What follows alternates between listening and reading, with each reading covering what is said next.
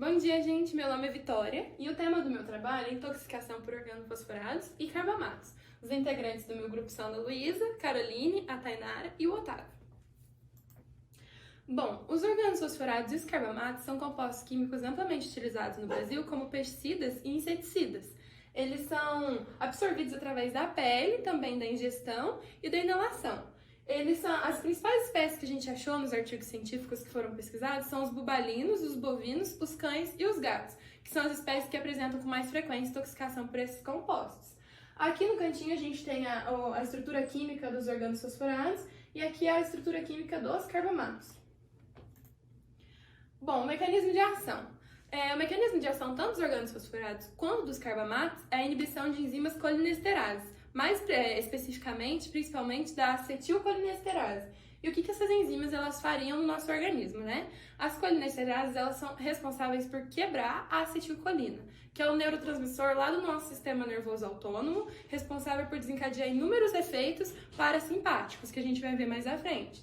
Então, uma vez que a acetilcolina ela tem o seu tempo de ação prolongado no nosso organismo, porque ela não foi quebrada pelas enzimas colinesterases, mais principalmente pela acetilcolinesterase, ela vai acumular nas fendas sinápticas, nas transmissões nervosas e desencadear uma série de estímulos parasimpáticos ininterruptos. Aqui na imagem a gente exemplifica isso com a inibição da acetilcolinesterase e o acúmulo da acetilcolina numa fenda sináptica, por exemplo.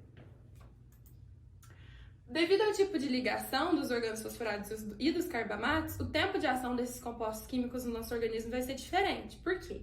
Os organofosforados, eles vão se ligar à acetilcolinesterase de maneira irreversível. Então, logo que se faça, essa ligação não é desestabilizada. Já os carbamatos, eles se ligam com a acetilcolinesterase de maneira reversível. Então, depois de determinado tempo, eles acabam, assim, se desligando espontaneamente da acetilcolinesterase. A acetilcolina, que é o neurotransmissor, ela seria quebrada pela acetilcolinesterase em um grupo cetato e um grupo colina. Uma vez que o organofosforato ou o carbamato está atuando sobre essa enzima e inibindo ela, a acetilcolina ela se mantém íntegra no nosso organismo, gerando inúmeros estímulos.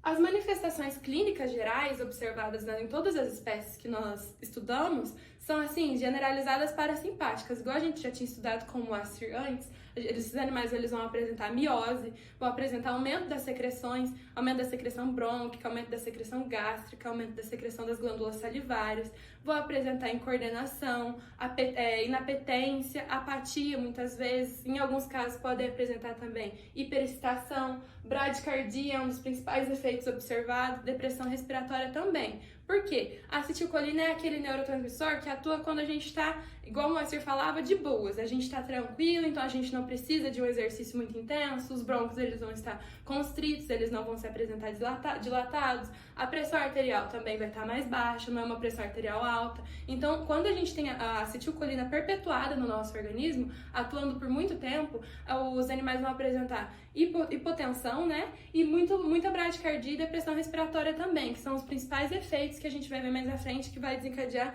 inúmeras reações nesses animais. Bom, nos bovinos e bubalinos, o que a gente observou que a intoxicação acontece mais por um composto químico que se chama diazinon.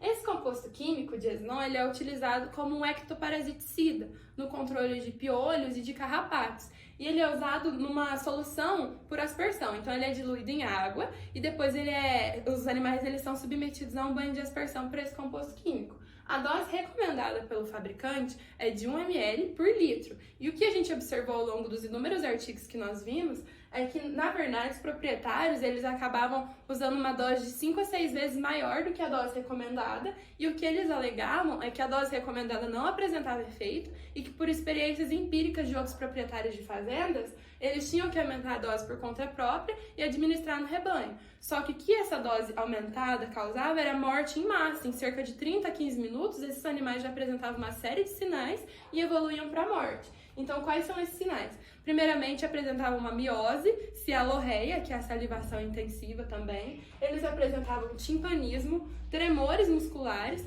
Depois, eles evoluíam para prostração, decúbito e morte. E o que se observou como agravantes é que quando esses animais eles estavam expostos a altas temperaturas, quando, por exemplo, eles eram expostos ao sol e a longas caminhadas e ainda estavam desidratados, esses efeitos eram mais graves ainda. Eles apresentavam sinais clínicos mais exacerbados e em menos tempo.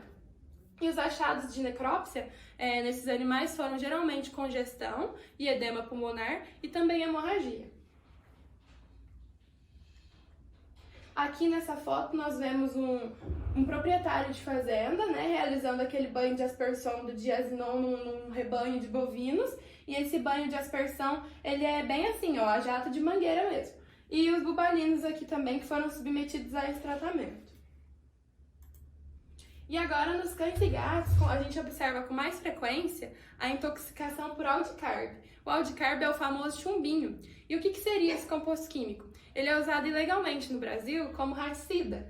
E aí ele acaba sendo usado também por pessoas mal intencionadas no extermínio de cães e gatos. E o que esse composto acaba fazendo? Depois de ingerido, né, que as pessoas costumam misturar em algum alimento que seja assim atrativo para esses cães, tipo carne moída, esse tipo de coisa, e depois de ingeridos e absorvidos, eles vão causar uma agitação prévia, podendo evoluir para uma hipo ou para uma hiperexcitação. Esse animal vai apresentar cialorreia, sudorese, incoordenação, incontinência urinária, vai evoluir para bradicardia intensa, hipotensão e depressão respiratória. Esses animais também vão apresentar muita dispneia.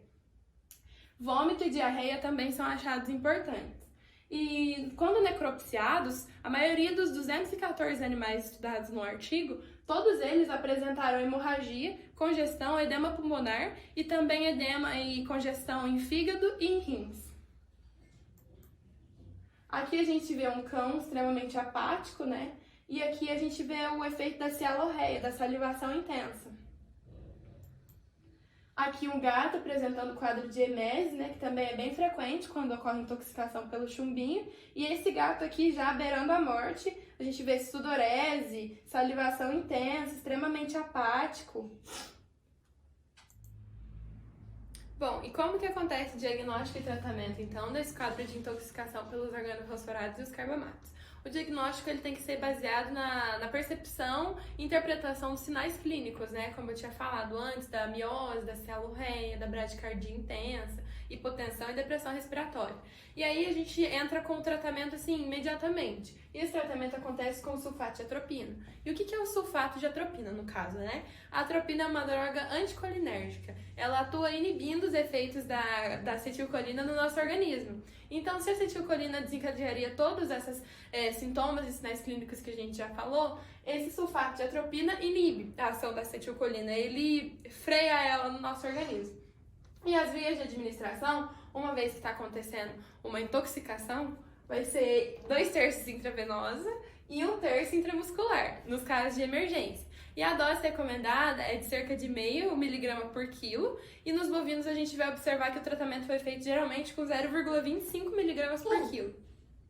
Com isso, nós concluímos, então, que a intoxicação pelos organofosforados e carbamatos são extremamente comuns na rotina clínica dos médicos veterinários e que esses produtos, eles são vendidos indiscriminadamente no Brasil. Então, muitas pessoas, assim, qualquer pessoa tem acesso muito fácil a esse tipo de produto.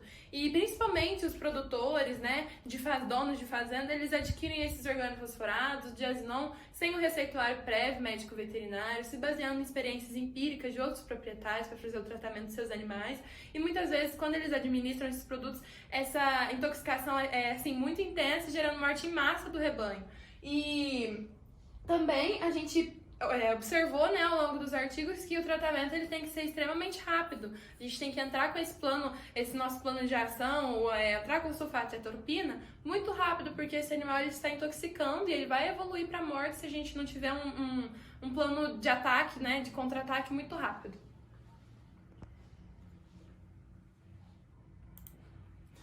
E essas foram as nossas referências bibliográficas. Muito obrigada!